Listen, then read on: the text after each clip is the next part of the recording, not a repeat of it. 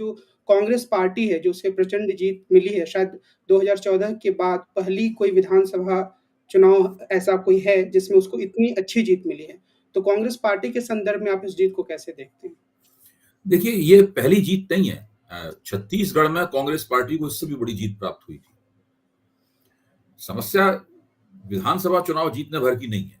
समस्या यह है कि विधानसभा चुनाव में जब जीत हासिल हो जाती है, उसके बाद कांग्रेस पार्टी उसको लोकसभा चुनाव की जीत में नहीं बदल पाती।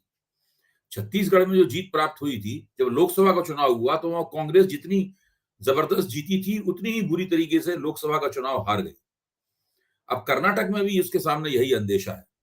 हालांकि कर्नाटक की परिस्थितियां छत्तीसगढ़ की परिस्थितियों से भिन्न है, लेकिन फिर भी ये कांग्रेस के सामने बहुत बड़ी चुनौती है कि वो विधानसभा चुनाव में उसको जो वोट मिले हैं, जो कि सारे कर्नाटक की हर बिरादरी के वोट हैं, मुसलमानों के खास तौर से 73 से 75% उसको वोट मिले, और पिछड़े वर्ग के, दलितों के, आदिवासियों के वोटों के साथ साथ लिंगायत समुदाय ने, जो कि भारतीय जनता पार्टी का जनाधार था, उसने भी उसको वोट दिए।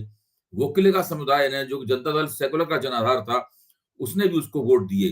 तो इतने वोट और इतने तरह तरह के वोट पाने के बाद में अब कांग्रेस पार्टी की पहली जिम्मेदारी ये बनती है कि वो लोकसभा चुनाव में भी इस प्रदर्शन को दोहराए। अगर उस प्रदर्शन को नहीं दोहरा पाती है तो इस विधानसभा की जीत का उसको कोई लाभ नहीं होगा। और जो इसमें सवाल है कि कई सारे टीकाकार इस बात को सामने रख भी रहे हैं, खासतौर पे योगेंद्र यादव ने इस बात को रखा कि कर्नाटक की इस जीत में भारत जोड़ो यात्रा का एक बहुत महत्वपूर्ण योगदान रहा। तो आपको क्या लगता है कि ये भारत जोड़ो यात्रा का योगदान है या फिर वहाँ के स्थानीय नेतृत्व का, या दोनों का मिला-जुला? देखिए, मैं मानता हूं कि चुनाव की जीत हार जनता के रवैये से होती है। पार्टियां तो उस रवैये का लाभ उठा सकती हैं या उस रवैये की वजह से पार्टियों को नुकसान हो सकता है। कर्नाटक की जनता के नजरिए के कारण, कर्नाटक की जनता की प्राथमिकताओं के कारण भाजपा को नुकसान हुआ और कांग्रेस को लाभ हुआ। कांग्रेस की कामयाबी इस बात में है कि उसने जनता के उस रवैये को भांपा, अपनी शक्तियों में जहां फूट पड़ी हुई थी उसमें एकता की और उसका अपने पक्ष में इस्तेमाल किया और एक बहुत बड़ी जीत हासिल की। अब सवाल यह है कि जो पार्टियों का नेतृत्व होता है, आला कमान होता है, वो उस जीत का श्रेय लेने के लिए झपटता है। पार्टी के बड़े नेता उस जीत का श्रेय लेने के लिए झपटते हैं। भाजपा में भी इस तरह की कवायद होती है और कांग्रेस में भी इस तरह की कवायद हो रही है। मैं इससे बिल्कुल प्रभावित नहीं हूं। मेरा मानना यह है कि अगर भाजपा सरकार के खिलाफ इतनी जबरदस्त एंटी इनकम्बेंसी नहीं होती तो भारत जोड़ो यात्रा होती, राहुल गांधी होते, सोनिया गांधी होती, प्रियंका गांधी होती, मल्लिकार्जुन खड़गे होते, कोई भी होता, कांग्रेस नहीं जीत सकती थी। आप देखिए ना कि ऐसा समाज का ऐसा कोई हिस्सा नहीं है जिसने भाजपा के खिलाफ वोट ना किया हो।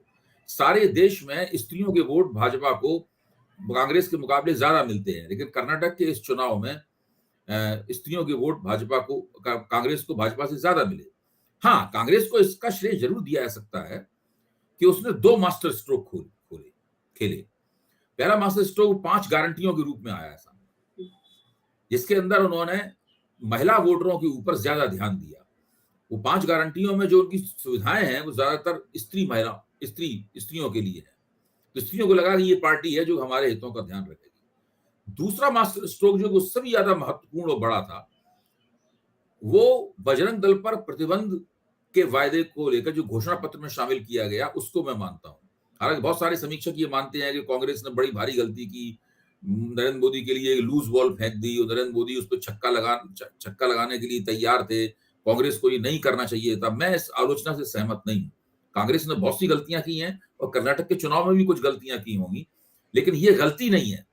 मेरा मानना है कि यही बजरंग दल पर प्रतिबंध लगाने का वायदा वो ट्रिगर पॉइंट था, जिसने ओल्ड मैसूर के मुसलमान मतदाताओं को विश्वास दिला दिया कि ये पार्टी है जो कि भारतीय जनता पार्टी को परास्त कर सकती है।